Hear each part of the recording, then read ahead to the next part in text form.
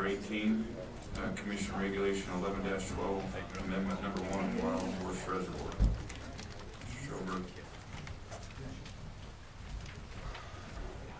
For the record, John Sjoberg, Chief of Fisheries, Brandau. Chairman Rob and Commissioners, this agenda item is to request possible action on that CR 11-12 Amendment Number 1 for Wildhorse Reservoir. This is the emergency regulation that was approved by the Governor on June 21 of this year to authorize unlimited take of trout species only from Wildhorse Reservoir through October 15th, 2013.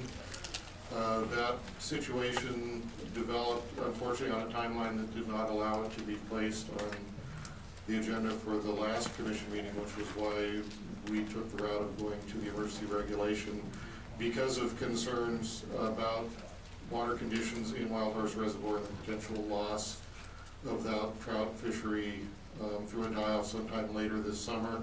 And we wanted to maximize that window that would be available for anglers to remove trout to the extent they could before that likely fish die-off occurred. The conditions driving that are a combination of extremely poor winter precipitation, general drought conditions, and irrigation draws from Wildhorse Reservoir for users downstream. At the time, we predicted, expected to see a decline of storage in the reservoir to about 30% of capacity, about 20,000 acre-feet.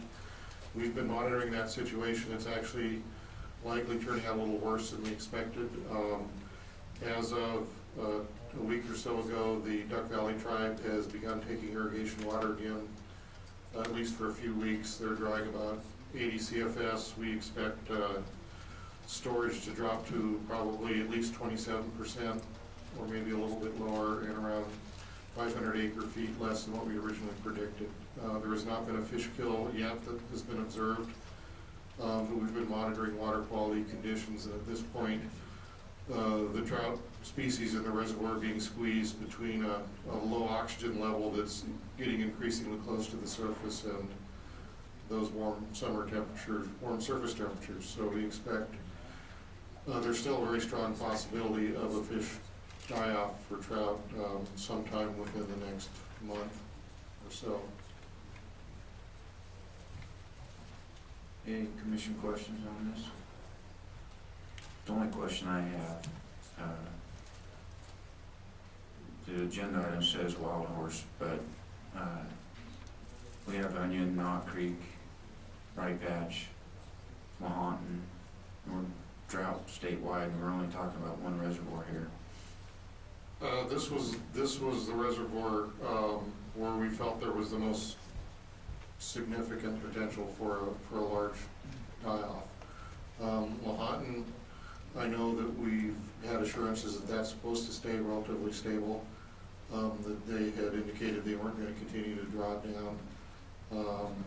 I know that there's been some issues in several other reservoirs. Knot Creek, there was a small die-off here a few weeks ago because of an algae bloom.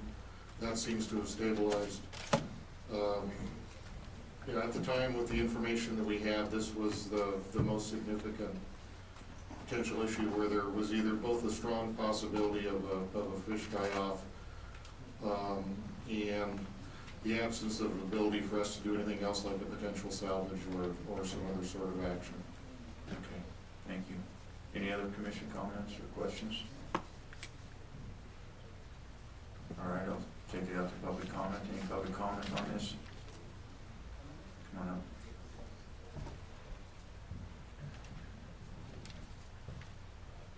Tony Gildo, Humboldt County. I'd like to maybe add on to your question. At our meeting, talking to our biologist, he had similar concerns for Onion Reservoir, Willow Reservoir, Spalding Pond in Purdy County, Knot Creek. Very similar conditions, low oxygen levels, drought, water levels. So maybe it's something to look at for some other bodies of water also. Okay, thank you. Rex? Oh, come on up. Michelle Spencer, Washoe County Cab.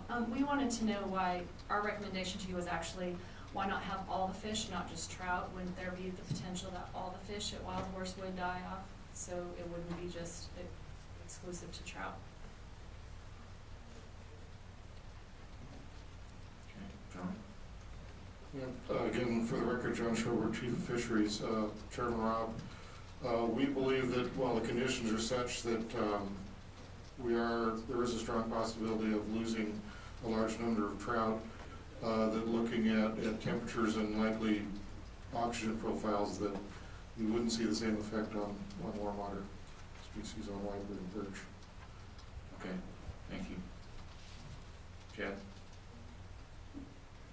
Are some of the other reservoirs that have been mentioned, are you guys currently monitoring them, or taking oxygen levels, or does the reservoir have to get down to a certain level before you start taking those more drastic steps? Again, for the record, John Sjoberg.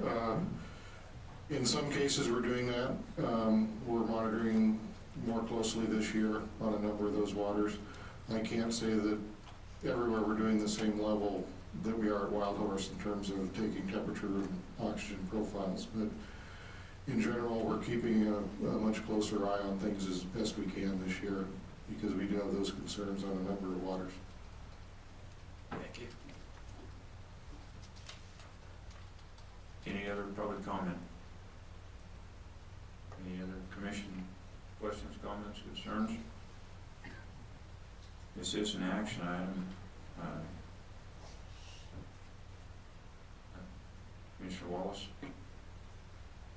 Move to approve Commission Regulation 1112, Amendment Number 1 for Wildhorse Reservoir. Second, as proposed by the department. We have a motion and a second. Any further discussion? Seeing none, I'll call for the vote. All those in favor signify by saying aye. Aye. All those opposed? Motion passed 7-0. Commission Regulation Workshop Informational. We're moving on to 19, General Regulations CGR 427, LCB File R018-13, Trout Visitation. Rob, I want to meet you.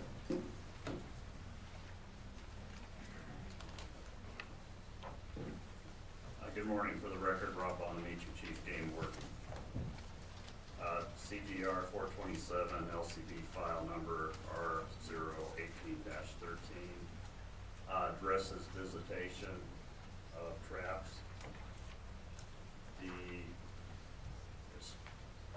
At the county advisory board meetings, and I've received some feedback from some of the trappers. It's pretty controversial, especially with regards to the definition of visit and trying to clarify what constitutes visitation. So with that being said, just in the way of a little background, I think some of the confusion, maybe not, but this is potentially part of the issue. Some of the confusion stems from at the legislature, the definition of visitation was not discussed, nor were we mandated, or was it suggested that we address the definition of visitation. But I did view this as an opportunity to clarify what constitutes visitation. Because over the years, the 33 plus years I've been doing this, there has been various opinions on what constitutes visitation amongst trappers, amongst game wardens, amongst district attorneys, and amongst the judges. So this was simply an opportunity and an attempt to clarify visitation. So that being said, and then when we submitted it, none of the references, as you see in the proposed regulation, for the purpose of NRS in Section 2, for the purpose of NRS 503.570, as amended by Section 5 of Senate Bill number 213, Chapter 231, Statutes of Nevada, 2013, at page 1002, the commission will interpret the phrase, that was not in our language. So what I'm saying is our language read, as referenced in NRS 503.570, visit or cause to be visited means a physical examination, and we went on from there. So we did not link it to the actual legislation that was passed this last session in SB 213, because it wasn't linked to that. But it came out appearing that it should be linked to that. So I just want to make that clear before we get into it. Might have confused it, but hopefully not. So bottom line is, it was me that made the decision to include a definition of visitation in there, not a mandate from the legislature. So that being said, on section 2, the commission will interpret the phrase visit or cause to be visited to mean an in-person examination of a trap, snare, or similar device which is conducted, 1, by a person who is a holder of a trapping license issued by the department, and 2, in a manner which ensures that any mammal caught in the trap, snare, or similar device is removed from the trap, snare, or similar device. We had also originally inserted the word animal or mammal in the event it was a bird. LCB changed it to mammal, and I do understand why they changed it to mammal, because in NRS visitation under the 503.570, it references mammal. So I'm thinking they did it to be consistent with the NRS. And then section 3 addresses the 96-hour visitation period. And again, they reference the SB 213 in that provision. And that requires a trap, snare, or similar device to be visited every 96 hours, or at least every 96 hours. So that's how it currently reads and has read in statute, of the 96-hour minimum visitation requirement. So that being said, glad to answer any questions. Ms. Lang? I just want to make sure I understand this, because my understanding is that we're doing this because by having SB 213 passed, we now have no visitation time at this point. And so we've added this in some respects on a temporary, we're just adding this because we don't have any visitation time at this point. Is that correct? That is correct. Effective, I believe it's July 31st, the pursuant to SB 213, the commission must adopt regulation addressing visitation period. So from July 31st till the time the commission adopts a regulation, there is no visitation period legally. It could be visited once a month, once a year, once a week, once a day. And then you're indicating on section 2 that was there prior to 213, SB 213, a definition of visitation? The definition of visitation currently in NRS, that's 503.570. Number 1, a person taking or causing to be taken wild mammals by means of traps, snares, or any other device which is not or are not designated to cause immediate death to the mammals, shall, if the trap, snare, or devices are placed or set to take mammals, visit or cause to be visited at least once each 96 hours, each trap, snare, or other device during all of the time the trap, snare, or device is placed, set, or used to take wild mammals, and remove therefrom any mammals caught therein. So that's what's on the books right now. So your concern, and the reason why you've added this is because there were a number of definitions of what visit actually means. And can you kind of talk about what those, you know, I mean, I'm not sure if you have to visit a trap, it would seem easy enough to me to say you've got to go to that trap, but you're indicating, and what we heard in the CAB meetings is that that's not the case. And I would like for you to just clarify that a little bit, in a little bit more detail. Yeah, there's several methods trappers use to check their traps, and Mr. Blakesley will probably expound on this a little.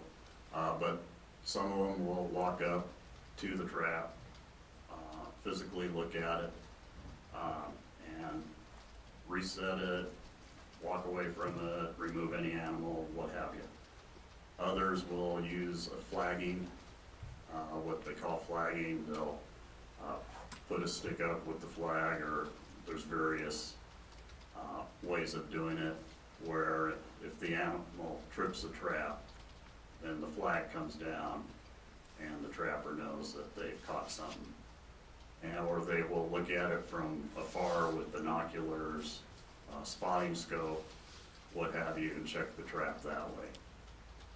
So those are the methods primarily that are used.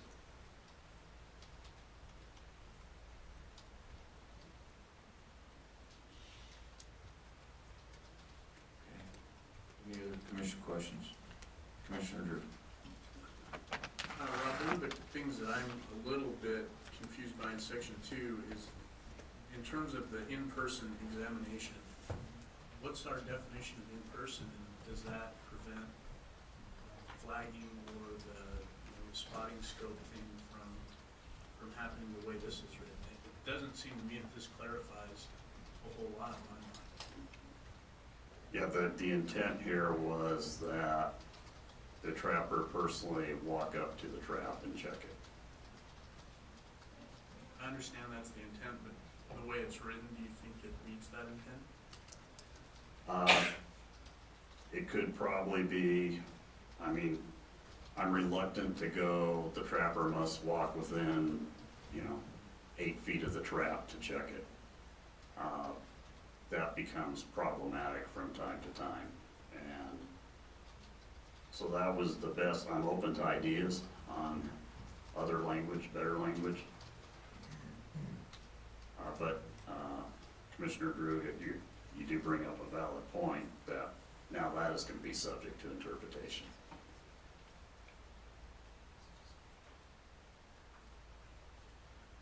Any other commission questions? Commissioner Macbeth? You referenced some of the issues with judges and district attorneys. Could you go through some of the fact patterns of what you had in determining what visitation was and the outcomes of those situations from the prosecution, and how you've been trying to enforce the existing statute, regulation? Yeah, we had one case where an individual was cited for failed to visit his traps. It went to court, and the individual's defense was that he came in on I believe a trail, a cow trail or something, don't quote me on that. But anyway, he came in from an alternate direction and viewed the trap with optics, and that's how we checked the trap. So basically, the game warden who cited him wasn't able to counter that defense, and he had been sitting at the trap site for the 96-hour period. But he wasn't able to say, well, no, I did check on that mountain range, and I did not see this trapper check his traps. He couldn't testify to that. So that case was lost. There's been district attorneys over time that said, You know, visitation and visit, it's kind of subjective.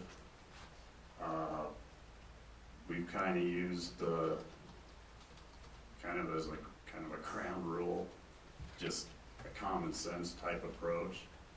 If somebody says, well, I visited my dying grandmother at the hospital, and then later on it's found out that they were up on the hill above the hospital looking into the hospital, through the hospital window of their grandmother's room, I would think most people would say, you didn't visit your dying grandmother. So that's kind of the approach we've been taking.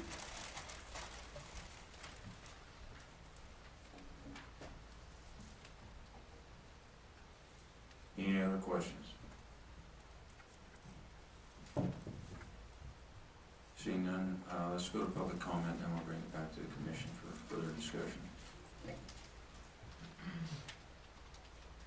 Who's going first? Mr. Dixon, come on up. Everybody's waiting for the other guy to go first so they can counter his move. For the record, Paul Dixon, Clark County.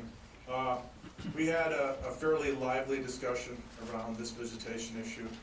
From my perspective, at the end of it, and the recommendation from Clark was to stay with the existing visitation policy that's in place right now, but just reinstate that while you evaluate things. I think there was a concern by some members of the Clark County CAB and expressed by the public that this LCB item had been put forward without being priorly vetted through the CAB, since it wasn't part of the process of 213 and other things. I understand where Rob came from this, but there was a real concern that this had not been put out for public comment before we went to LCB. Everybody understood that trap registration was going to be coming because it was part of 213, but nobody really saw the visitation piece is coming up, even though, as Dr. Lane points out, we were sunsetting at the end of the month a visitation time frame, and so I think Chief Bonamici was just trying to get ahead of the game here, but I think there's some horse and cart things that led to a lot of discussion with people saying just reinstate what we have because they felt uncomfortable with how the process had run, and that's where they are. And this was a 3-1 vote. I felt that we needed to give some guidance personally, but we are a board, and I will represent what the board said, so thank you. Thank you. Come on up, Bob. For the record, Bob Bruner. I went to the legislative meetings in the Senate and the Assembly, the workshops, the subcommittees. I heard all of the testimony and everything that was going on down there. And this part here, as far as Section 2, wasn't brought up down there. Okay, and I think it would reflect poorly on this board if you took legislation and just kind of slid off sideways into something else. They were very specific on what they were looking for in 213, and I think if you address that clearly and did what they told you to do, I think that would be the best way to go. There's a lot of things we could put in or take out of this thing, but the legislation came back and said, this is what we want you to do. This issue didn't come up, so not only does this not fit the letter of the law, if you read it, it doesn't fit the intent of the law either because it never came up, it wasn't discussed. So I would, again, suggest to keep it clean and let's address this thing properly as we were asked to do from the legislature and then move forward. As far as, checking traps, again, Commissioner Drew brought up a good point because what comes to my mind is some traps are completely buried.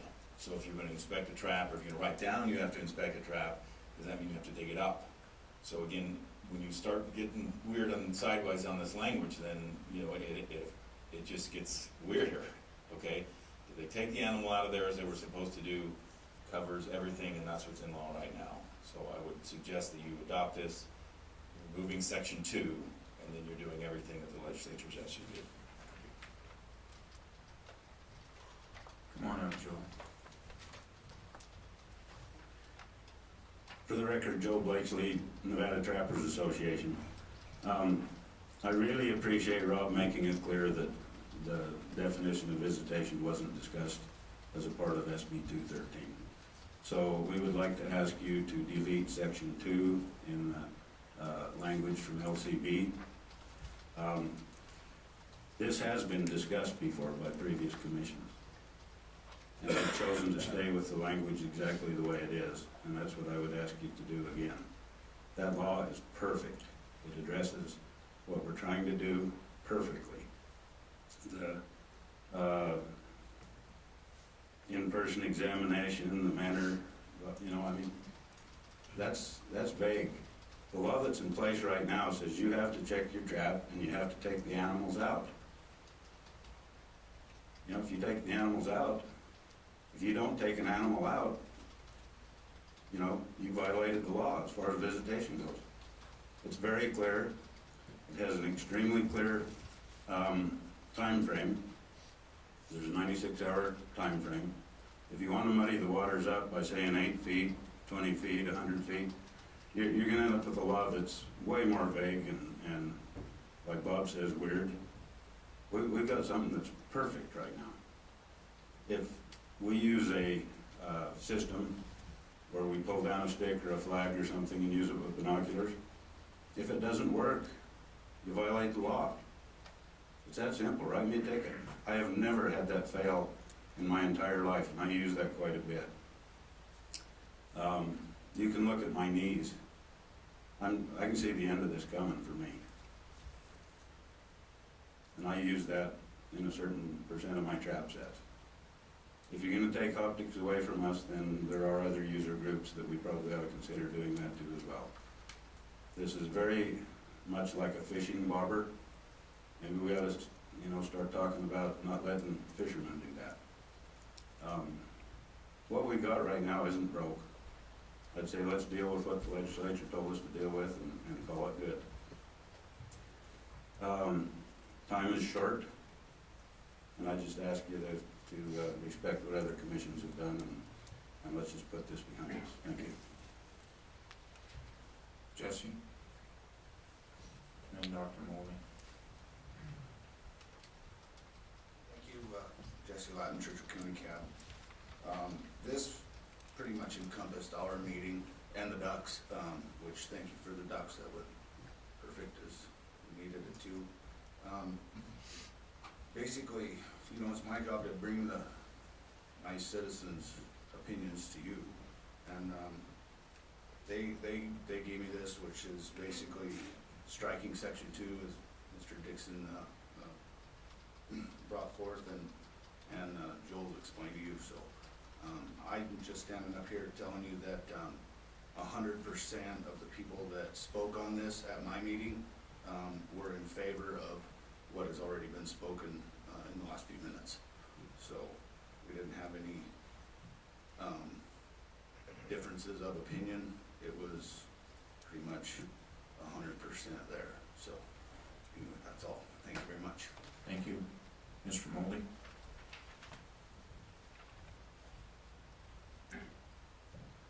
Mr. Chairman, Don Moldy, I was at the SB 213 hearings as well, and I agree with Mr. Bruner that the visitation definition was not raised.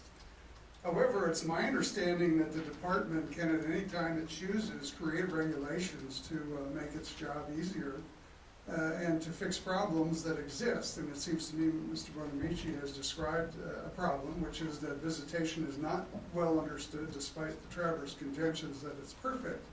That the Department of Law Enforcement has had a problem with that, and they want to fix it. And they want to fix it through regulation, which they're perfectly capable of doing. There is no logical connection between SB 213 and what was discussed there and the department's wanting to fix the problem through a regulation. There is no connection between those two things. They exist independently, and Mr. Bonamici is to be commended for bringing forth a regulation that needs to be considered and hopefully adopted. And by the way, as I have observed some of these trapping systems to alert trappers as to whether things are in their traps. I've seen guys looking at trap sites along the side of the road. I've observed pennants and bamboo poles, and little pieces of things on fishing line going through a staple and all kinds of things that trappers use to basically avoid getting out of their truck and walking over to see what's going on. And by the way, I don't know if any of you knew this, but looking at the non-target data that was distributed today, that trappers self-reported that they catch in their traps, was on the back table. Rabbits, far and away, are hammered by trappers as non-target animals. In fact, in 2007, 943 rabbits were caught unintentionally by trappers.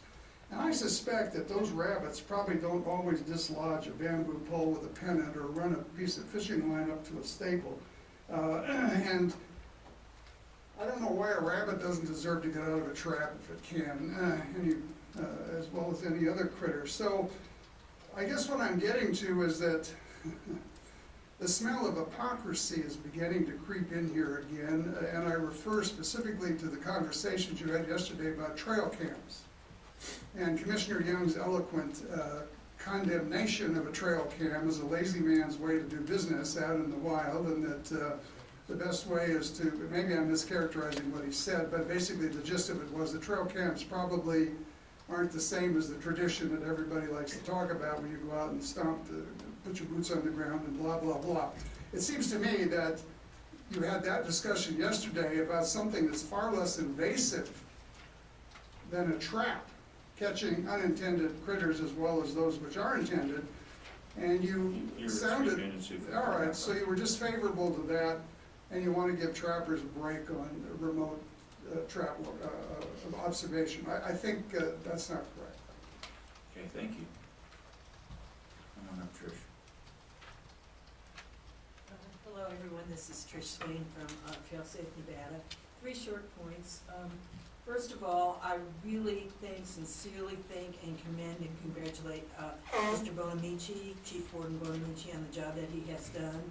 I think that he has been very even-handed. I think that he has been most fair to everyone involved. And this was a difficult assignment, and I'm very, very happy with the outcome. Naturally, what we're about is the animals. Some people may say, well, 5 minutes or 5 days in a trap, what's the difference? Some people may say, well, whatever they do in other states, that doesn't really matter to us because we're in Nevada. Well, that's not what we say. We say we're concerned about the animal, first of all. And what is proposed in Section 2 gives an animal a little bit of a break anyway, because if there is someone there to take that animal out, and if we do shorten trap visitation times in the coming season, then we will have given a number of animals a break, and that is a good thing for us to do and a good thing for Nevada to do. For Nevada to move up with the 33 states that include 5 large western states, which do have 24-hour visitation and manage just fine. And therefore, I certainly support what Chief Warden Bonamici has done. And another point that I would like to question, and that is the composition of the trapping committee. I did write to Chairman Robb about this on July the 29th, I believe, and didn't hear from him back yet. It was June 29th. And we're delighted with Commissioner Lane being on the commission. That is a wonderful addition onto that committee. We're very happy about that. However, we don't feel that corresponds precisely to the addition of John Sullivan onto that committee, because he is a trapper. He is a member of, I believe, the Trapping Association. Therefore, we feel to be parallel. We certainly, in addition to Dr. Lane, we certainly welcome Dr. Lane to being on that committee. Would like to see Dr. Moldy appointed to that committee as well. So those are my comments, and thank you very much. Thank you, and I will be addressing some of those concerns on agenda item number 22 when we talk about committees. Come on up.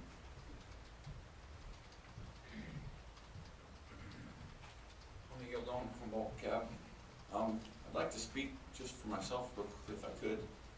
I'm not a trapper, first of all, but sitting in this room yesterday and today, I'd like to touch on just some comments that I heard Mr. Young talk about, and not him only, I believe other people in the crowd that spoke yesterday talk about kind of the spirit of the law, and that most people are good, that 90% of the people are going to follow the law. You're going to deal with a small percentage that are trying to break it. So if I look at this regulation as far as trapping, checking the trap, the spirit of the law is that the trapper ensures that there's not an animal in his trap at a certain time frame. So if a guy can set that up visibly from a road or use some kind of device where he can do that, to me, he's satisfying the law. And it smells a little bit of micromanagement when you want to talk about how close he has to get to it to accomplish the same thing. Whether he can do it from here or there, is he doing what he's supposed to do? So I believe a little common sense should be sprinkled in there. I am law enforcement also, so I have a little suspect on the chief's situation where there's a game warden sitting on a trap that doesn't have an animal in it for 96 hours. I don't understand that logic. I would think you would sit on a trap that has an animal on it. Then if a trapper doesn't release that animal within the time frame, then you have a cause for a case, and you're not going to lose that case in court. That's just my thought. So basically, I believe that the trapper can satisfy the law. Then what's the problem? Why are we talking about this? As far as from the Humboldt County stuff talked about in our meeting, I do have one question that was brought to us and it has to do with some of the language in the law that a trapper concerned about. There's some language talking about a tag being attached within 6 inches of the trapping device. Did you interpret that wrong? That's on the next Next agenda. one, sorry. I'll come back. Thank you. Who's next? Ms. Taylor, and then Mrs. Smith. Hello, my name is Karen Taylor. I live in Washoe County. I want to also thank Chief Warden Ronnie Chief for all of his work on trapping issues. I also want to thank for the folks who put together the non-target data, which we've been asking for some time, and thank you, we appreciate that. I am really confused. I thought we didn't want the legislature to make definitions and all the stuff for us, and that's the whole purpose of coming here. I came here today in hopes to work on Section 2, because if we don't start to work on this stuff, it's going to come back up in the legislature again, and then they are going to tell everybody what to do. So my hope is that we can deal with this part of the bill, or the law, excuse me, at this point.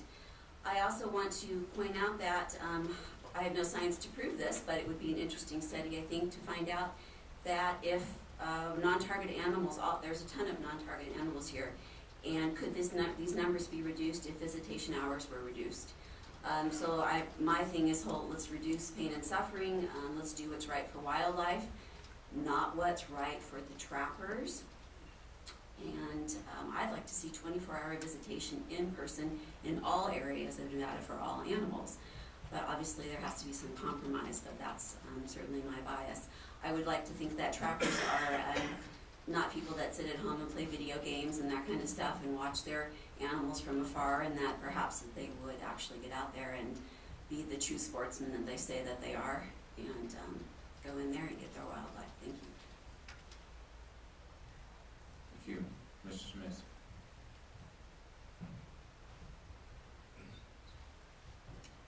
Kathy Smith, Reno, Nevada. Basically, I just wanted to say, as you all know, the legislature's not going to think of everything because they're not involved in wildlife management. This is not something that I would have thought needed to be defined.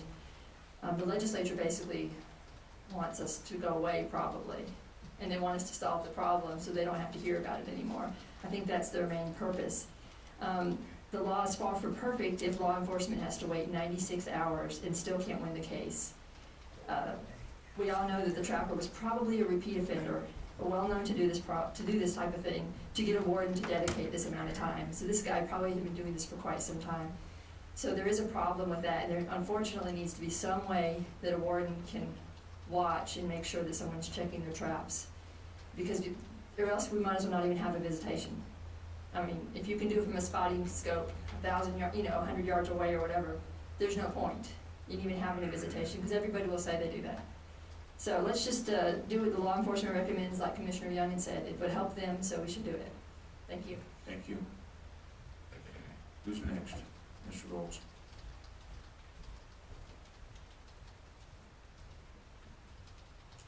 For the record, Fred Volz. We wouldn't ask Elliot Spitzer, Anthony Weiner, or Bob Filner to define the boundaries of sexual deviance for society. Similarly, we shouldn't be looking to trappers or their trade group for balanced, objective guidance on how they should be regulated. Trappers have a vested interest in maximizing the kill of the public's wildlife for significant personal economic gain. They destroy the complicated, delicate food chain among wildlife species struggling to survive in our state's harsh climatic conditions. There are reasonable responsibilities that accompany trappers' conversion of public property to private property. With the trapper's annual NDOW license fee of just $33 for unlimited trapping, the public has received a laughably bad bargain when trappers receive up to $600 of trapper revenue for just one bobcat belt. The 2.7 million residents of this state who don't trap and the unfortunate creatures caught in the torturous traps for long, agonizing periods deserve much, much better. It is seldom a fast death for wildlife caught in these traps, unlike other forms of hunting and fishing. Regular in-person trap visitation is a must, and the interval should be set at 24 hours statewide for ease of implementation, enforcement, and minimizing needless cruelty. It isn't good enough to just cover urban areas with shorter trap visitation times. We wouldn't allow family members to suffer without food, water, medical aid, or the ability to defend themselves from attackers over an extended time in one of these lethal traps. Why should the standard be any lower for the public's wildlife? After all, even prisoners of war receive better treatment than trapped wildlife under current regulations. If trappers claim they can't comply with 24-hour visitation intervals because they have too many traps, the reasonable response is to tell them they are overextended and prune the number of traps placed to a more manageable level or a more contained geographic area. For too long, the caprices and desires of a handful of trappers have trumped sound wildlife stewardship. The underlying legislation, SB 213, which trappers repeatedly attempted to kill, is now the law. This commission needs to implement the letter and spirit of the law by approving responsible policies that minimize widespread, unnecessary animal suffering inflicted by trappers and their lethal devices. If the commission would unwisely choose to loosely control its licensed trappers, the legislature is likely to require a much more stringent standard for traps and trappers in the future. This speaker supports the Chief Game Warden's recommendations for trap visitation. Thank you. Thank you. Who's next? Come on up, Rex. Rex Flowers, Washoe County. We voted the other night to accept this with the removal of Section 2. It's been working as it has been. I mean, what you're hearing right now is we're back to the same old thing. Well, we want more, we want more, we want more. Lesser time, lesser time. 96 hours has worked, and according to the bill that was in the legislature, Section 2 was not a part of that, and therefore it should not be included. Thank you. Thank you. Who's next? Seeing nobody, I'll bring it back to the commission. Commissioner Bliss. Sitting here listening to this testimony from both sides, the one side that's happy with this language, the other side that's not. In my opinion, the language that's in here right now doesn't change anything.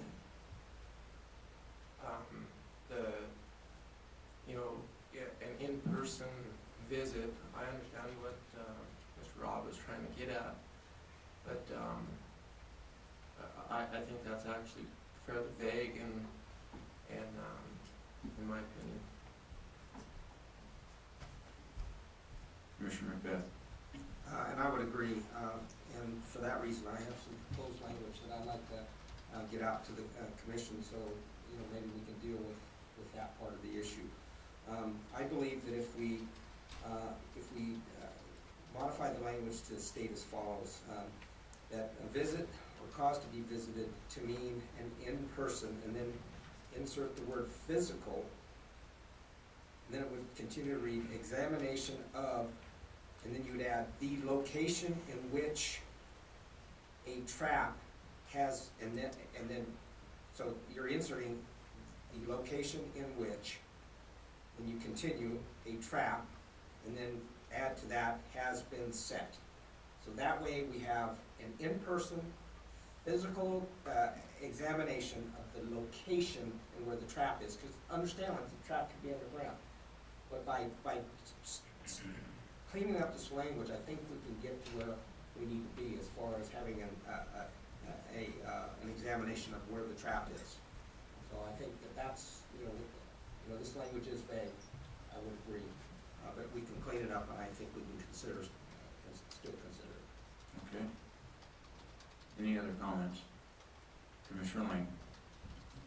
Mr. Chairman, I think that if we look at the history of what's happened in the last several years, where, and I think this is really important for the commission to consider, before the issue of visitation and we'll talk about the issue of ID, this was the purview of the legislature.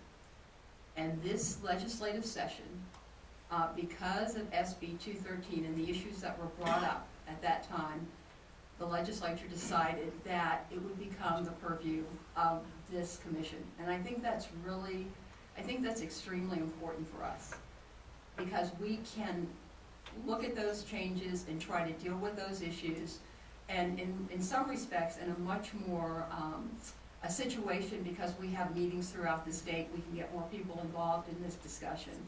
And my understanding is that what we're doing here is we're trying to put in a regulation that's going to meet because there's not a regulation right now, so we're going to try to meet those demands. We're putting in 96 hours, and then we'll take a look, we'll take a longer look at this, and we'll hold more public hearings in terms of the trapping committee. And I think that's very important, because we're trying to get the public involved. But it seems to me that, for us as a commission to say to the legislature, look, we can address these issues. And I think the one issue of visitation, that wasn't included in SB 213, and I don't think the legislators addressed it, because I think they assumed, and certainly as I assumed, in listening to those meetings, that there was actually a physical on-site review of those traps. And I have to say, at the CAB meeting, we did have some game wardens there, and I was pretty amazed to find out the methods, and Mr. Blakely has talked about those today, that no, that's not what's going on. And I think it's up to the commission, this commission, to try to address that as a part of the visitation issue today. And I don't have a problem with the proposal on site. I think that we do need to try to deal with that issue, even if it's on a temporary basis, as a part of the visitation issue. But I think this is a really important issue, and I think it's more important because the legislature has said to us, you know what, you're better able to deal with this issue, and so you deal with this issue. Thank you. Thank you, Commissioner Drew. Yeah, just a couple things. I think the biggest thing to keep in mind is if we don't get a regulation in place on the check time soon, we're gonna go through a season with absolutely no regulation. So in my mind, Section 3 is really the key that we need to get done at this point. I think we're gonna have, and I won't steal the chairman's thunder, but I think we'll have future discussions in terms of the second stipulation of SB 213, which is to look at approximation to populated areas and heavily used areas and things of that nature. But to me, for today, the primary thing that we need to get done is getting something in place in terms of a trap check time. And I personally think that Section 2 is something that probably is more appropriate to be discussed by the trapping committee, because I think there are some nuances. I appreciate Commissioner Macbeth's efforts to come up with some more wording, but to be honest, I'm not completely comfortable with that. I don't know that it changes a whole lot, and I don't know that it needs to change a whole lot. I need more time to process those discussions and have those discussions. But I do think subsection 1 and subsection 2 of Section 2 are critical to the trap check time. It should be someone with a license, and it should be in a manner which ensures that any animal caught is removed. And so I guess the language that I would be more apt to look at is striking the first paragraph of section 2 and replacing the language in section 3 there. So essentially it would mandate a maximum 96-hour check by a person who's a holder of a license in a manner which ensures that any animal caught in the trap is removed. Commissioner McNinch. I would tend to agree with Commissioner Drew. We've been trying to reestablish a level of integrity as a board, and our commitment with regards to the statutory, to the mandate that came down, was to review this visitation issue, and at our last meeting, our intent was to get something in place. And I do believe that we need to talk about section 2. It's a very important area. I know that Chief Bonamici, as the chairman of the trapping committee, has expressed to me several times that it really is an issue for them and for their legal activities, and it warrants discussion. Whether we like the discussion or not, really, nobody likes these discussions. But I think that if we don't continue to evaluate and take a look at things, we're going to continue to build ourselves into boxes that we're going to have a hard time getting out of or working through. So I'd be inclined to support Commissioner Drew's suggestion